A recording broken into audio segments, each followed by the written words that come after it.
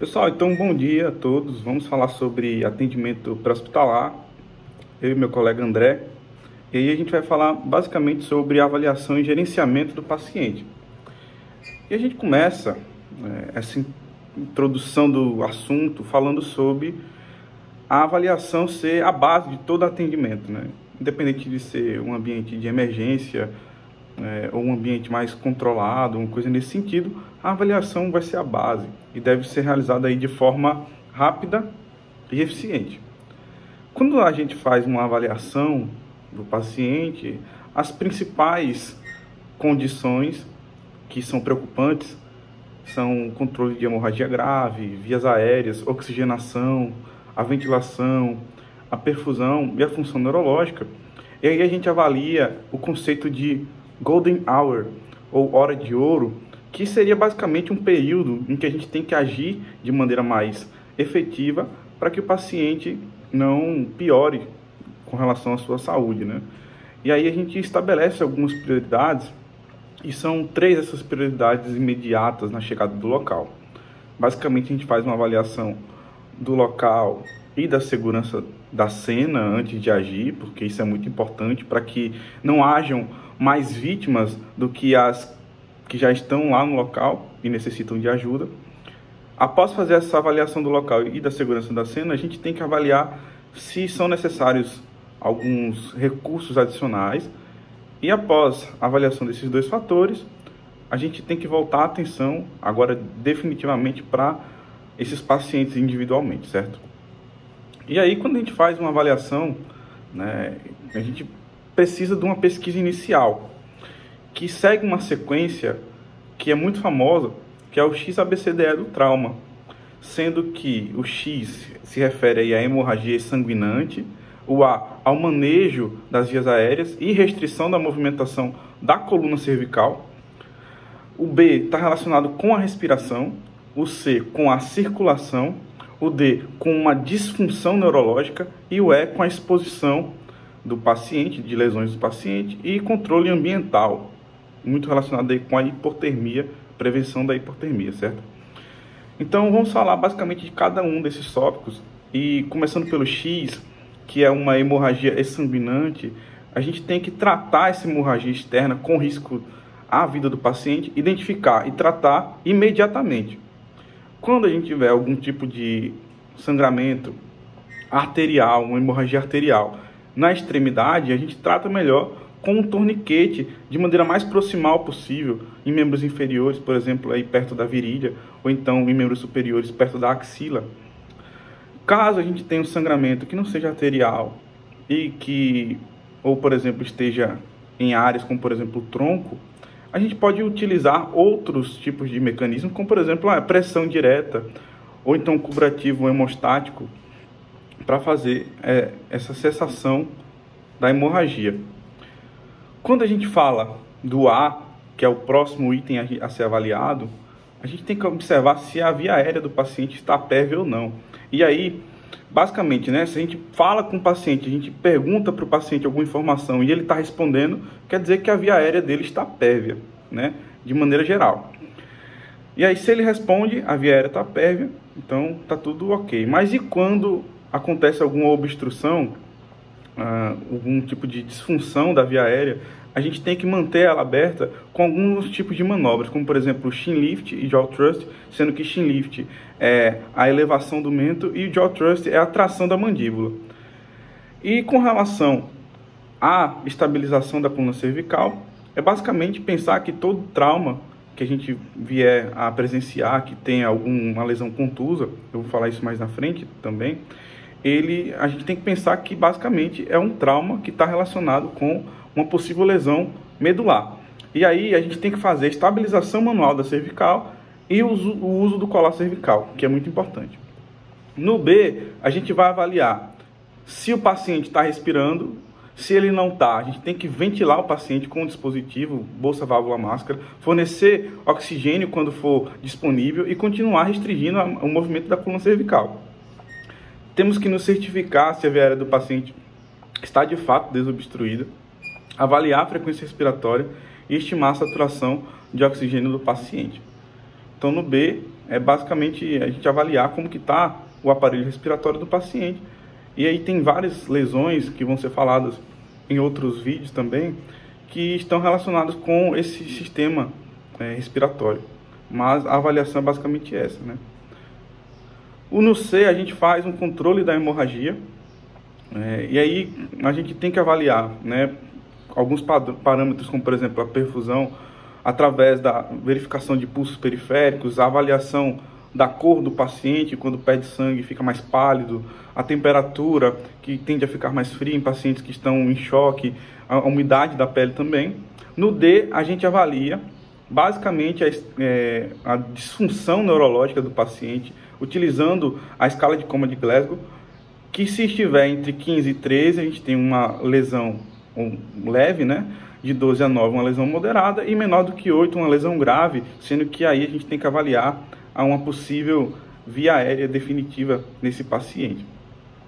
No E, a gente vai avaliar a exposição, né, das lesões através da remoção das roupas do paciente para expor as áreas que podem conter lesões.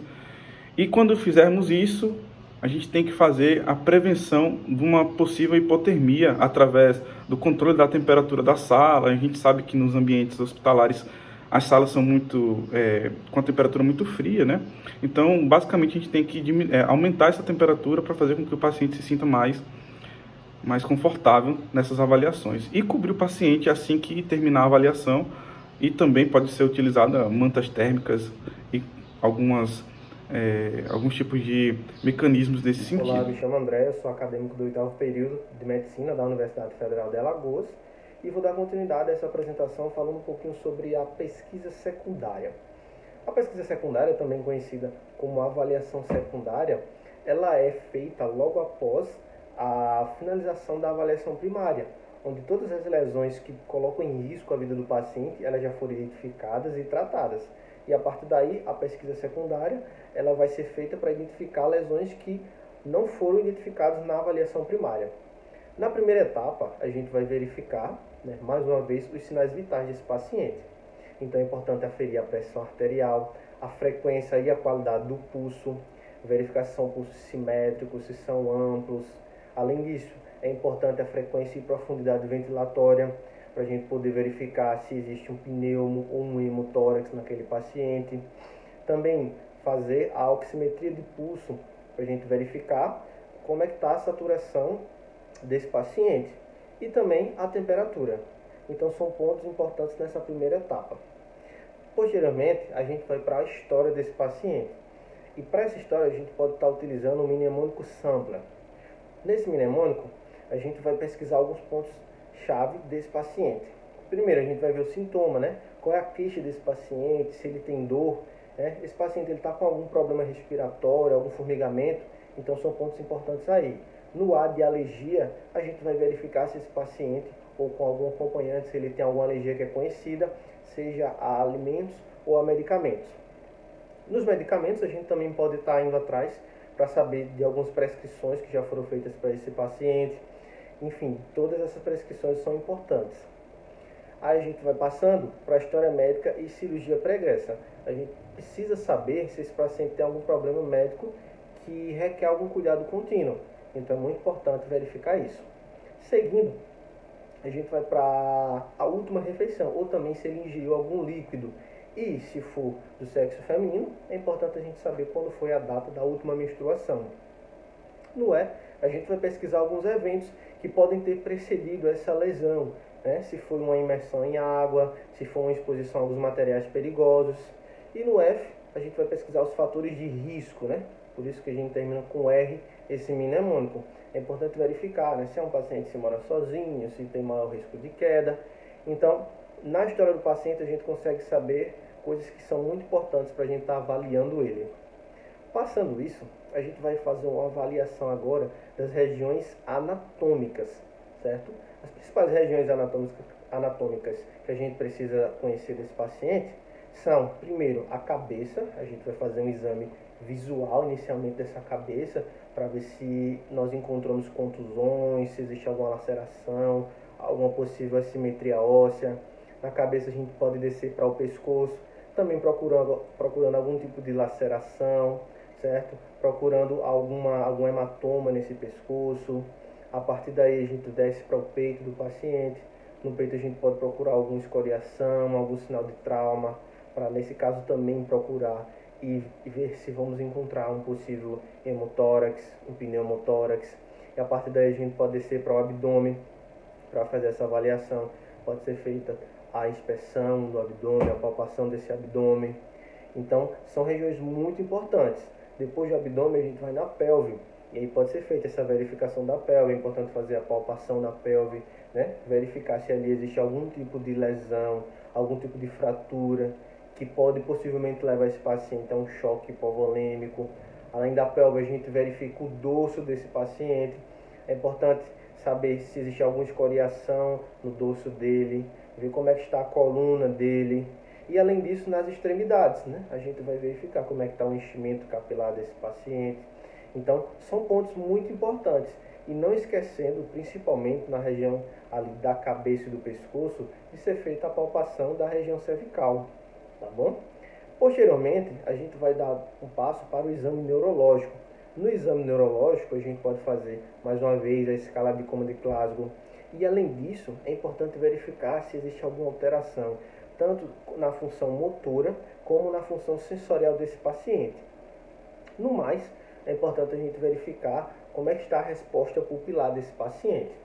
Então, são pontos muito importantes do exame, tanto de regiões anatômicas, como do exame neurológico. Além disso, posteriormente, a gente vai fazer uma triagem de campo. Nessa triagem de campo, existem algumas diretrizes que vão nos guiar a como tem que ser feita essa triagem, certo? A triagem ela é guiada primeiro por padrões de lesão, como é o padrão da lesão desse paciente. Posteriormente, a gente verifica como é que está o estado mental e os sinais vitais que eu já citei. Além disso, a gente verifica mecanismo de lesão desse paciente e alguns fatores de risco.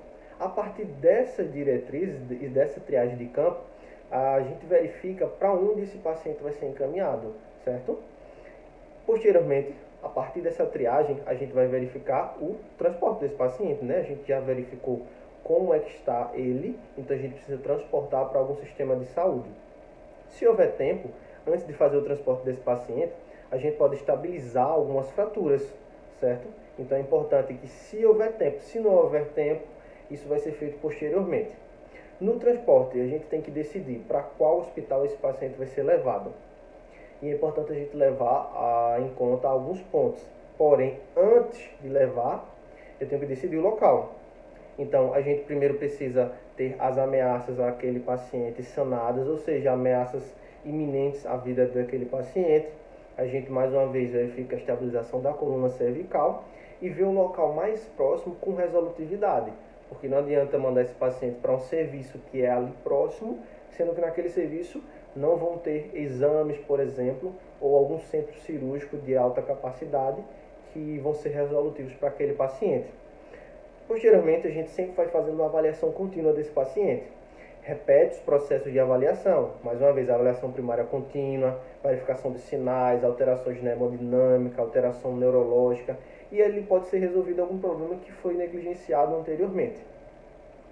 Outro ponto que é muito importante é fazer a comunicação do atendimento pré-hospitalar com o hospitalar. Nessa comunicação, é importante que a gente passe alguns dados para o hospital que vai receber o paciente, como idade, sexo, como foi o mecanismo e o tempo dessa lesão, novamente sinais vitais, lesões que foram identificadas, intervenções que foram feitas no pré-hospitalar, alterações no estado do paciente e o histórico médico desse paciente que a gente conseguiu consultar. Um ponto importante para a gente fechar aqui é em relação à parada cardiorrespiratória. No trauma, as principais causas são sangramentos e lesão grave. Então, quando é que a gente inicia a reanimação? A menos que existam alguns sinais que são evidentes de morte, a reanimação cardiopulmonar ela precisa ser iniciada. E quando é que a gente pode suspender? Se existir uma lesão óbvia fatal, ou seja, a decapitação, uma exposição de matéria cerebral desse paciente, ou quando as vítimas de trauma contuso e penetrante, elas estão sem pulso, estão em apneia e sem alguma atividade organizada no eletrocardiograma na chegada da equipe.